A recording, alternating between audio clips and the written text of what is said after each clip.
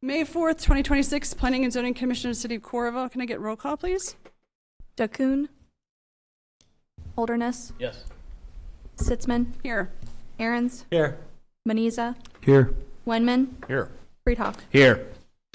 Great. Moving on to item number 3 on the agenda, which is approval of the agenda for this evening. Do I have a motion to approve? And as we make motions, would you all say your name afterwards? Motion to approve, Friedhoff. Seconded, Aaron's. Thank you. Roll call. Holderness. Aye. Sitzman. Aye. Aaron's. Aye. Maniza. Aye. Wenman. Aye. Friedhoff. Aye. Thanks. Moving on to item 4, which is approval of the January 6, 2026 minutes. Do I have a motion to approve? So moved, Windman. Second, Moniza.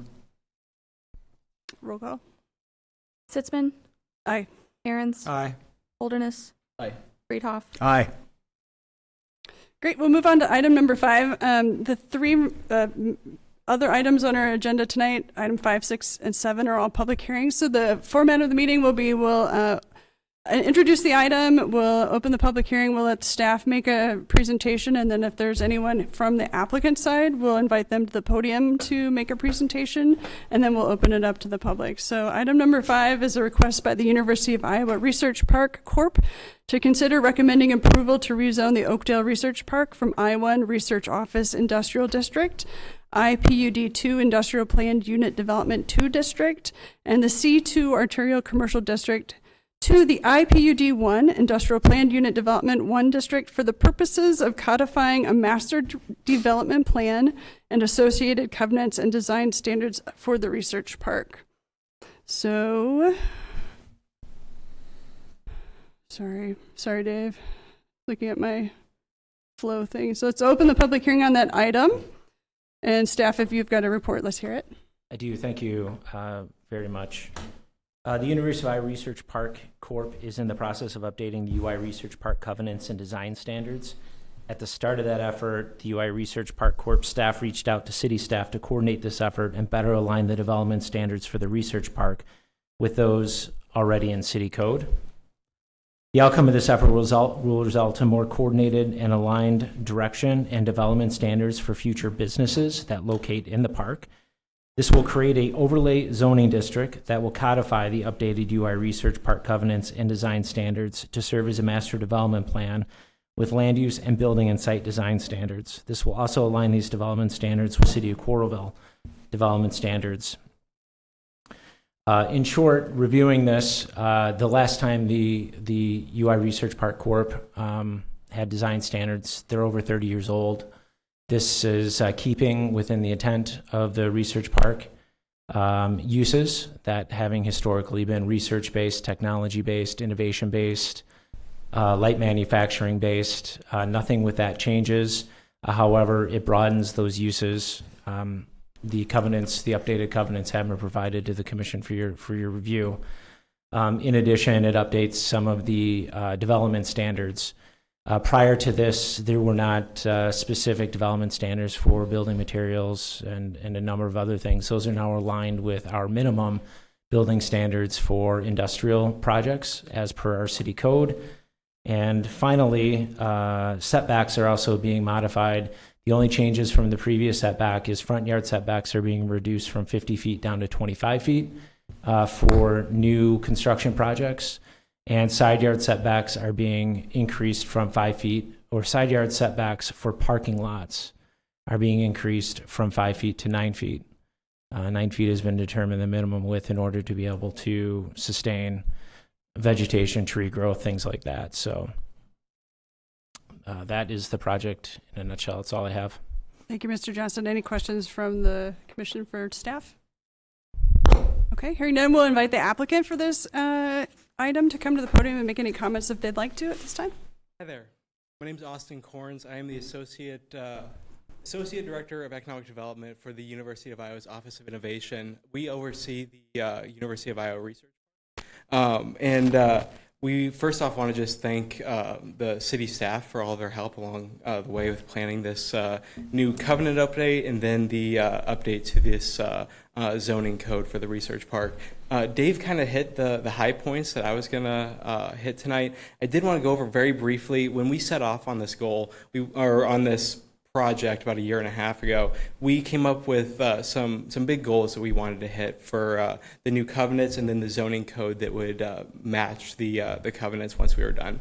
So the goals we came up with were to establish the research park as an area devoted to research and related production activities that will benefit from proximity to and association with the University of Iowa and be in harmony with furthering the educational mission of the university and the development of the economy of the state of Iowa. Then we wanted to go on to define appropriate and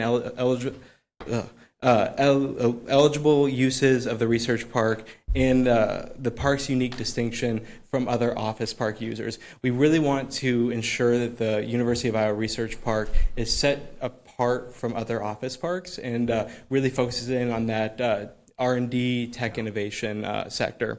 And then finally, we wanted to ensure the development of the research park with the character that'll be an asset to the University of Iowa, but then also for the surrounding community.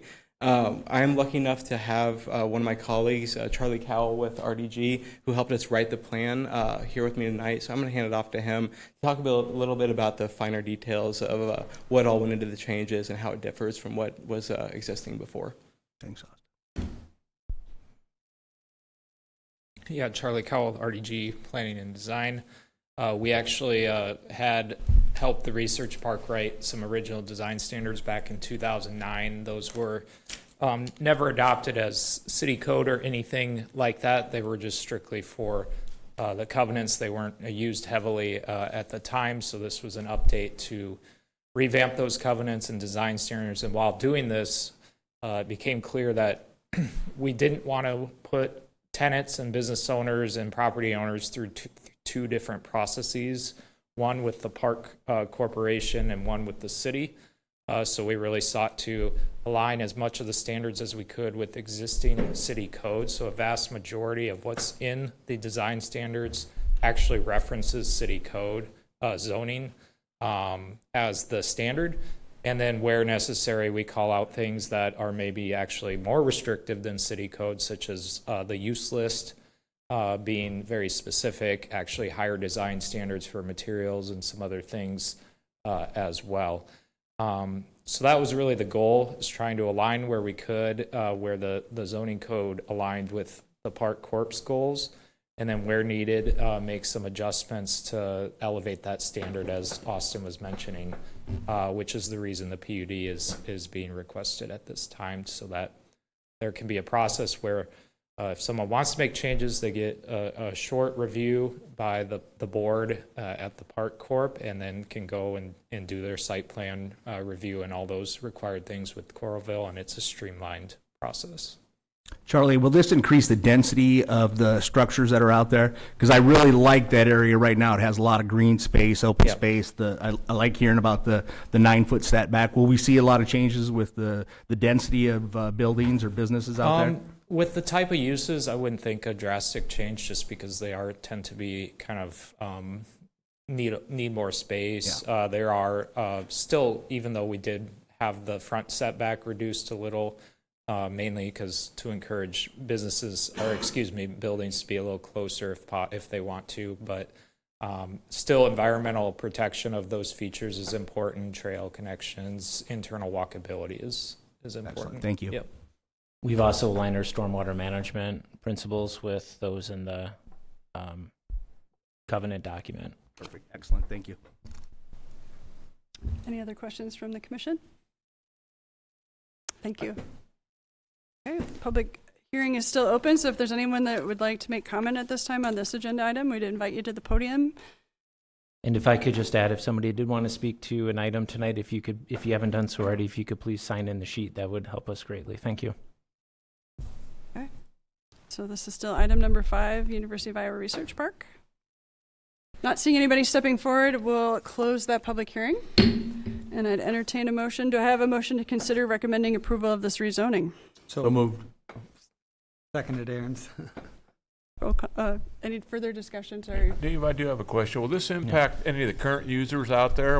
Are they already in compliance, or will they be grandfathered in? No, we're actually making setbacks less restrictive, so we're not going to be making anything non-conforming out there. Okay, thank you.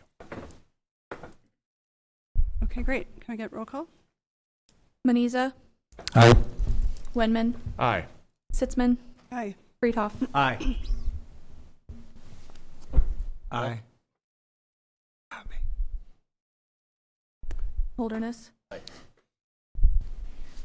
Satisfied with that? We can, Yeah. okay. Great.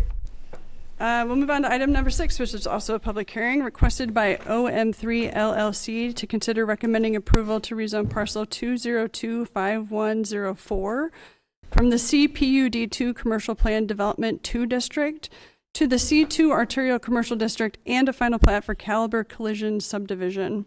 Go ahead and open the public hearing. Again, the items will be staff report, applicants' comments, and then we'll have the public.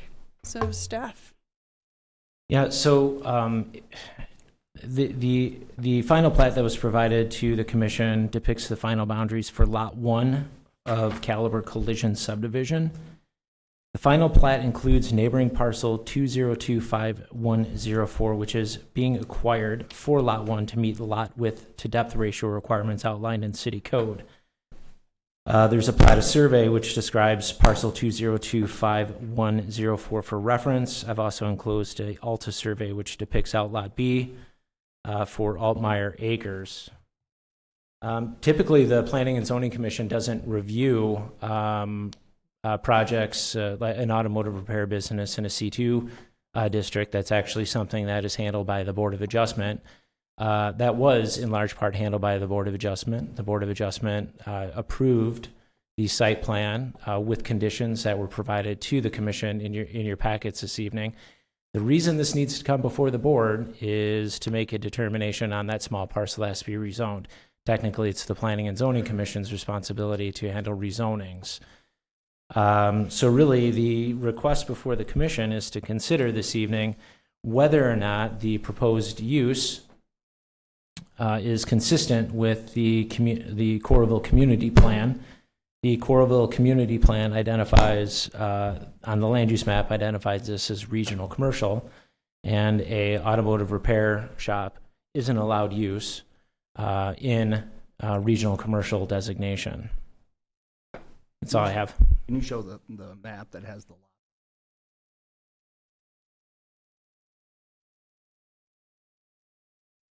So here is Civco, the IPUD2 for reference. Mm-hmm. Here is this red parcel here. This is currently zone C2, Arterial Commercial District. It's this small piece of property that they acquired from the neighboring property owner in order to meet the lot to depth ratio requirements in our ordinance. That is still zoned CPUD2 and needs to be rezoned back to C2 to align with the rest of the development. But the adjoining lot is already a C2 lot. Correct. It's just a little pizza-shaped Yeah, parcel that's in question, Yeah, not the whole, okay. Yeah, just this. This is the only piece that's being rezoned as part of this. Any other questions for staff? Mr. Johnson, I do have a question about the transfer of the land, which is probably more relevant to the final plat of this. What's being moved into this parcel doesn't make anything non-conforming for the subtraction of the land from where it's currently at? No, correct. This won't make anything non-conforming from 2704 James Street. Okay, great. All right, does anybody from the applicant like to speak? Hey, good evening. I'm Gus Wilson. I'm with the developer. To not reiterate exactly what Dave was saying, I just want to give a kind of high-level view on who Caliber is. So Caliber Collision has over 1,700 locations across the U.S. They're corporately owned, so there's consistency across all those locations. They do ground-up buildings. They do retrofits. They build right next to residential. They even acquire businesses as well. So what's exciting about this is it's a ground up, and we get to make this building blend in with the Coralville community. We're excited. It's going to be a very good looking building, as you can see up here. This is one of the nicer prototypes that Caliber has. About their operations, so all work takes place indoors in a conditioned shop space, so you're not going to have the overhead doors open. They're only going to be open when cars are moving in and out. Cars moving in and out is pretty quick too, because they like to focus on on minor fender benders, chip windshields, smaller damage. If a vehicle is deemed totaled, it is on a truck and sent away. Caliber will not work on total vehicles. They don't want to be a quote-unquote junkyard that has wrecked vehicles that are there for longer than 2 or 3 weeks. They want to get vehicles in and out as quick as possible. So, trying to think if I missed anything there. I think that just about covers it. But yeah, if you have any questions about Caliber, I'm here to talk with you guys. So thank you very much for your time. Any questions for Mr. Wilson? It's disappointing that we have a market for more collisions. Okay. I think we'll open it up to the public now. If anyone would like to comment on this, please step to the podium and sign in with your name and address if you haven't. Not seeing anyone step to the podium, we'll close the public hearing. And do I have a motion to consider recommend approval of the rezoning? So moved, Winman. Second, Friedoff. Any further discussion? Roll call, please. Moniza, Aye. Wenman, Aye. Holderness. Aye. Sitzman, Aye. Aaron's, Aye. Friedoff. Aye. Great. And then we'll move on to, do I have a motion to consider recommending approval of the final plat? So moved, Aaron's. Any further discussion on the plat? Roll call, please. Wenman, Aye. Holderness. Aye. Sitzman, Aye. Aaron's, Aye. Moniza, Aye. Friedoff. Aye. Thank you. Moving on to item 7, this is also a public hearing. This is a request by Old Gold and Black LLC to consider recommending approval to rezone from the I-3 General Industrial District to the CPUD-2 Commercial Planned Unit Development 2 District and PUD-B Site Plan and Final Plat for Iowa River Power. As I said, process we'll go through here is to open the public hearing. We'll get staff report and the applicant and then open it to the public. Mr. Johnson. Thank you. This rezoning is a little bit unique as well in that we are creating a PUD. However, in most cases, we're reviewing building design as part of that. In this case, the city of Coralville deferred building design for this project because this is a historic tax credit project. These things are closely regulated by the state of Iowa, by the State Historic Preservation Office in terms of design and what is allowed and what is not allowed. There isn't anything we could have done to be more restrictive or less restrictive in this effort. You really have to follow those requirements to give you a sense of the degree of attention the state of Iowa gives these projects. They dive as deep into this as mortar content, the percentage of shells and elasticity. It's really amazing the degree of review that the state does on historic tax credit projects. So the request before the commission is to review the site design. The applicant has requested to rezone from the I-3 General Industrial District to the CPUD-2 Commercial Plan Unit Development 2 District and apply for a PUD-B site plan. Property's been used commercially for decades, so it's actually been non-conforming. This is making the zoning conforming with the use and the use that it's been for a number of years. The proposed PUD rezoning, as well as the PUD-B site plan, also allows the developer to customize the setbacks for this building. Again, this building's been there for hundreds of years. It's not going anywhere. Nothing's changing with it, but we're just bringing it into zoning conformance by customizing those setbacks. The Iowa River Power Building, it's a historic structure. As such, these structures require some degree of flexibility in codes to keep these buildings viable. This is true to the extent that the International Building Code community has adopted specific building code standards for existing buildings which acknowledge alternative means and methods to achieve comparable levels of safety. The same approach needs to be applied for zoning codes on historic projects. Without that applied understanding, historic buildings are left vacant and often become a source of blight in communities. Keeping businesses and people in historic buildings must be paramount to any community's approach to historic preservation. City staff likewise did not approach this project like new construction. The approach city staff took in reviewing this project was how to enhance the site to the greatest extent possible while maintaining traffic and parking circulation controls. The point of discussion with this project has been parking. The proposed floor area is 25,000 square feet. Of that area, 20,542 square feet of space will be used for restaurant, event space, bakery, and social club. The remainder of space is service areas, which are non-occupiable, such as mechanical rooms and storage areas. City code requires 1 parking stall for every 100 square feet of floor area for a restaurant. If this were new construction, the parking requirements would be 205 parking stalls. If this were new construction, projects and lot sizes could be scaled accordingly. There is no room for parking expansion, and the former and proposed parking lot configuration is still the best configuration given the current lot constraints. The former restaurant had 162 parking stalls. 24 of those stalls were on the south side of the building. Mid-American Energy had previously allowed restaurant employees and patrons to use the space on the south side of the building for parking. Since the building was vacated, Mid-American has reduced the amount of space they will allow for parking, which resulted in a reduction in the total number of parking stalls. To help mitigate that, city staff is supporting allowing perimeter parking islands and 1 interior parking island be removed and converted to parking stalls. Removing the perimeter parking islands and revisions to the parking lot geometry gain back stalls, and the final parking count will be 150 stalls. This is 12 less than the previous restaurant operated under. In exchange for the flexibility in perimeter parking lot islands, the owners agreed to further enhance screening along the west property line and within the interior parking islands. Plat has been prepared to aggregate and depict numerous access easements that have been put in place throughout the decades. It also consolidates multiple auditors' parcels into 1 legal lot. City staff has reviewed the final plat and finds that conforms with the requirements for preparation and filing. That's all I have. Thank you. Thank you, Mr. Johnson. Any questions for staff? Hearing none at this time, I invite the applicant forward.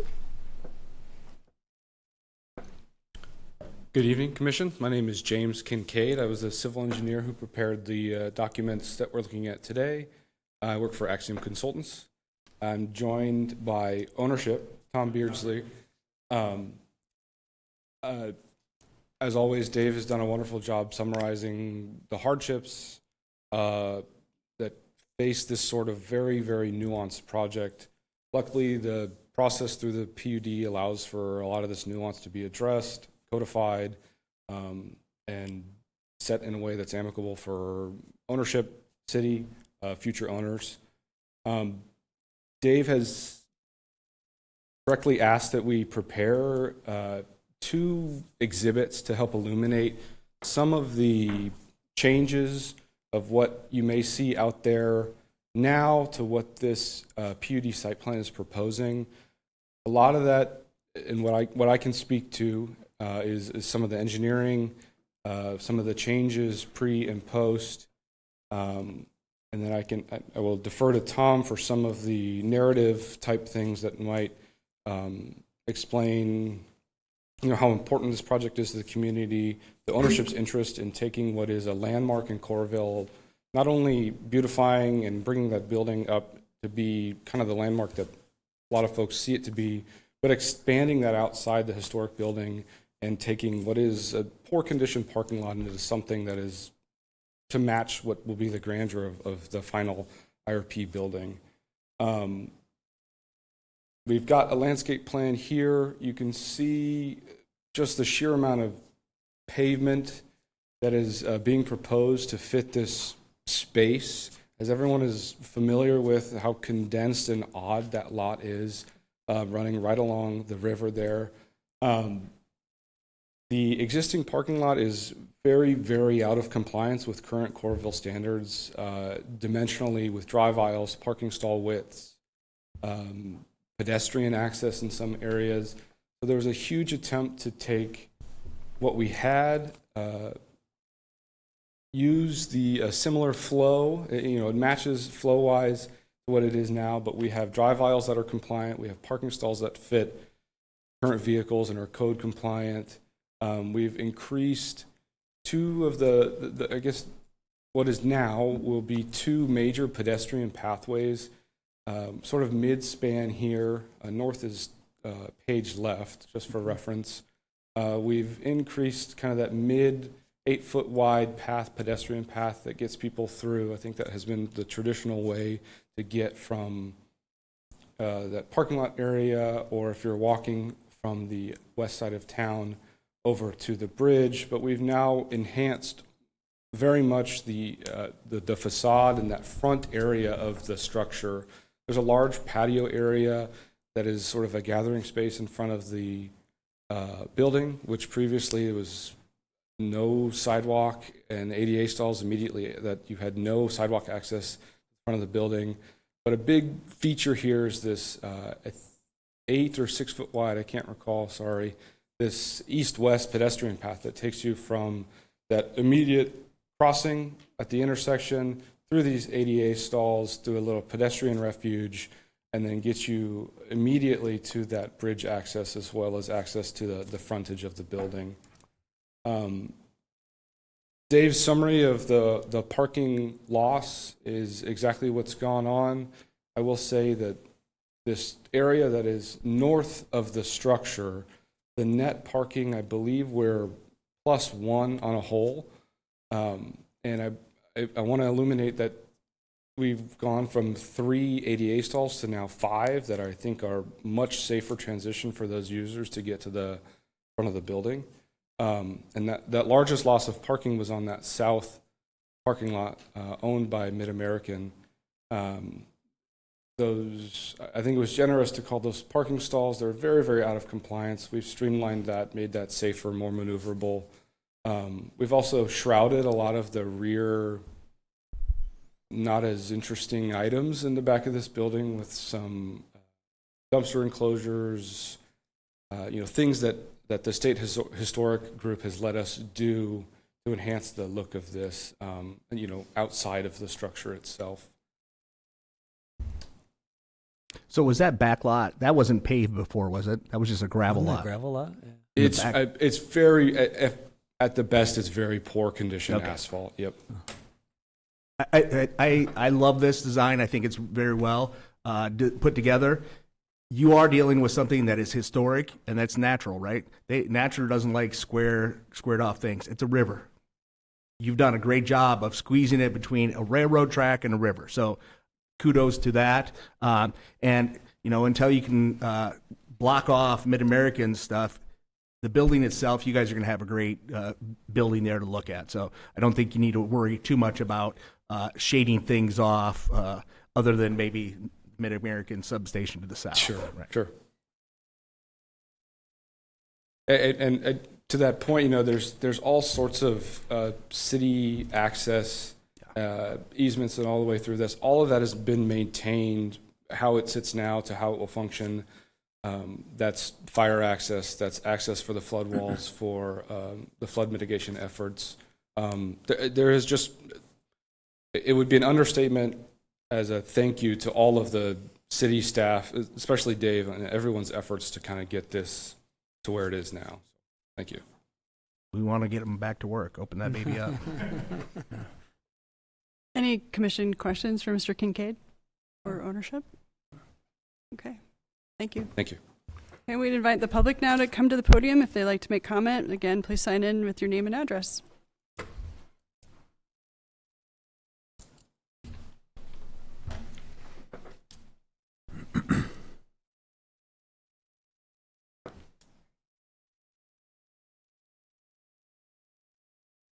Long name, everybody.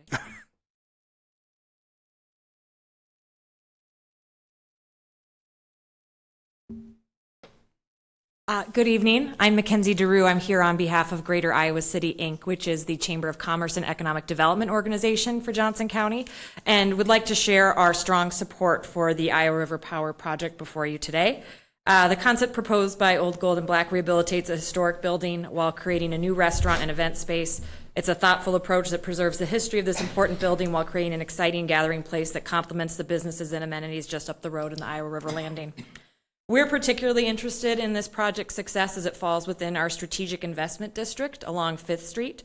And we have created a community development plan for this important corridor in partnership with city staff, residents, developers, and local businesses. And projects like Iowa River Power are early wins that can help build momentum to inspire future investment, both public and private, in the 5th Street area. As outlined in staff's memo, the success of a historic rehabilitation project like this requires a degree of flexibility, and we appreciate the city's collaboration and creative approach to addressing potential parking challenges, and respectfully request that you recommend this rezoning before you tonight. Thank you. Yeah. Anyone else?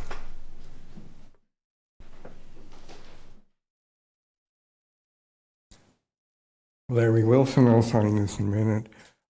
This is a pretty popular pedestrian and visitor location. And so I think it's important to keep access to it very open, very accessible, and very visible. I have no idea about those. I know there's a plaza there. My remaining question is, how will you handle visitors to the site? We have a policy that allows public parking. We have an area that allows public parking. How do you get people here to such a nice venue? Yes.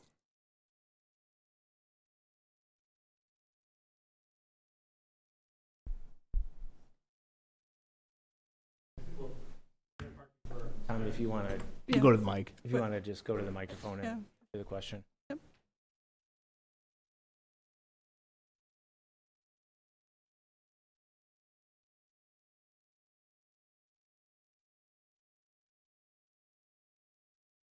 Yeah, I've written down my history. So our plan is to have parking for our tenants, obviously. I think, it'll be up to them to police the parking area how they see fit. I mean, obviously, they're going to be busy, hopefully. We plan on having, as Dave mentioned, a restaurant, cafe, club on the third level as well. So we know the parking will be at a premium, and we think we'll have some traffic as well from the Riverwalk, which I think it'll be a great addition to that. So we look forward to having the building and making it into what it was. It's a beautiful building, and so lucky to have that in Coralville, and we're lucky to be a part of the project as well. So does that answer your question? I'm not sure.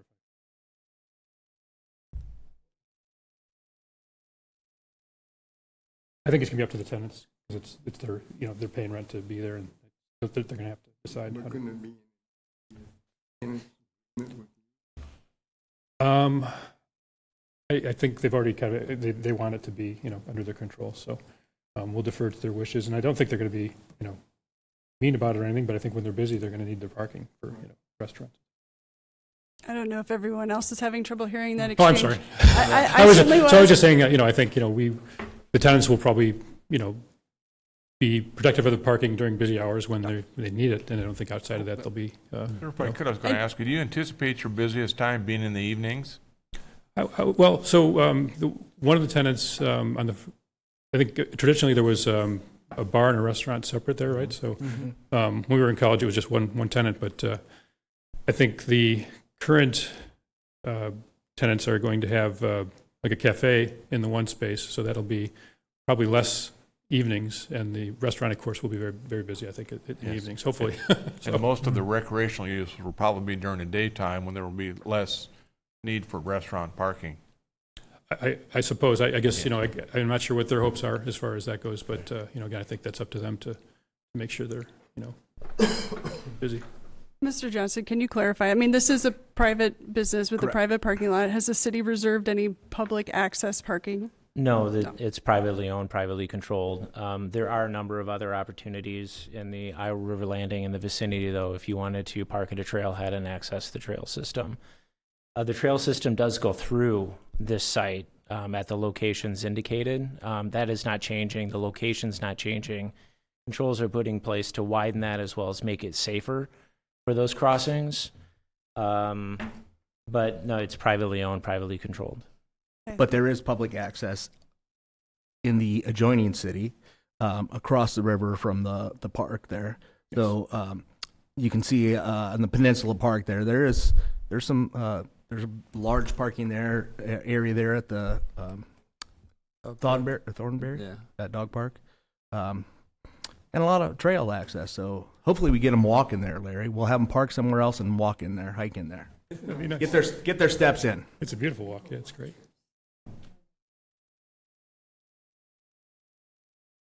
Thank you for responding to that. Anybody else from the public like to approach and ask a question or make comment? We'll give everybody a minute to clear out their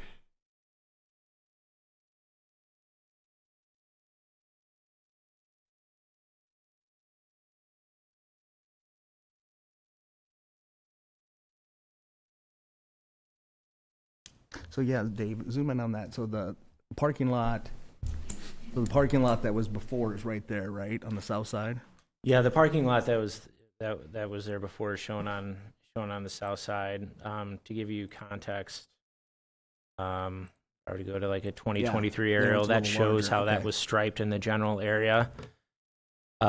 Mid-American reduced the allowed parking area on the south side of the building by about 50%.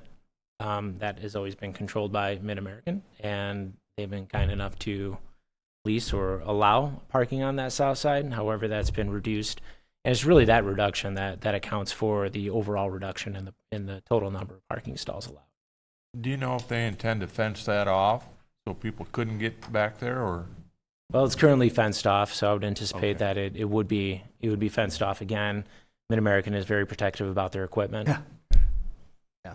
And plus the trail goes through there now. I think we have a really cool Dan Holderness Bridge going across Curry Creek to the south that would let people park further to the south around Jethro's and that large parking lot down there and hike up the trail towards the walkway as well. Yes, this is a very popular stretch of river for pedestrians to bird watch and do a lot of things out there. So, Turn it back over to the public. Anyone else from the public like to approach the podium and make comment before we close the public hearing? Okay, not seeing anyone. I will close the public hearing, and we'll get on to the motion making and further discussion if we need it. Do I have a motion to consider recommending approval of the rezoning? motion to approve rezoning, Friedoff. Seconded, Aaron's. Any discussion on the rezoning? Just a quick question, Dave. I think the engineer touched upon it, but will the reconfiguration of the parking lot have any impact on the city's ability for flood protection through that area? No, it will have no impact on our ability. And if the change in geometry actually will make the parking lot safer to navigate for both vehicles and pedestrians. I'm glad you didn't say boats. Any other discussion about the rezoning? Okay, roll call, please. Holderness. Aye. Sitzman. Aye. Aaron's. Aye. Maniza. Aye. Wenman. Aye. Friedoff. Aye. Next item is, do I have a motion to consider recommending approval of the PUD-B site plan? So moved, Wenman. Second, Holderman. Any discussion on the site plan? Hearing none, roll call, please. Holderness. Aye.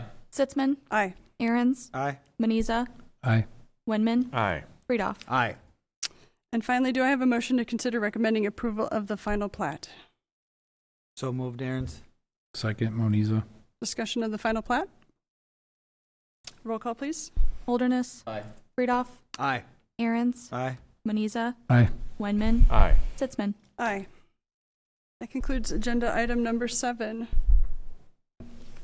Agenda item number 8 is meeting policy. Yeah, I just wanted to make the commission aware of a change in meeting policy.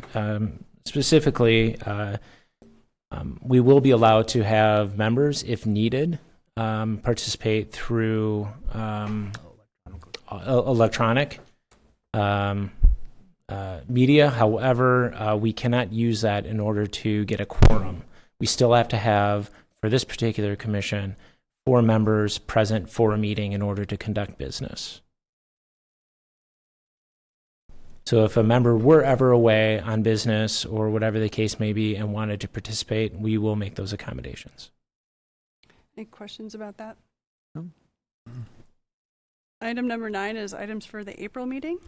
Mr. Johnson? I don't have anything yet. We may have a oil change facility for that meeting, but currently I don't have anything on track for that meeting. Thank you. Final item is adjournment of the meeting. Do I have a motion? So move, Friedoff. Second, Holderman. All in favor say aye. Aye. And we are adjourned. Thank you everyone for coming.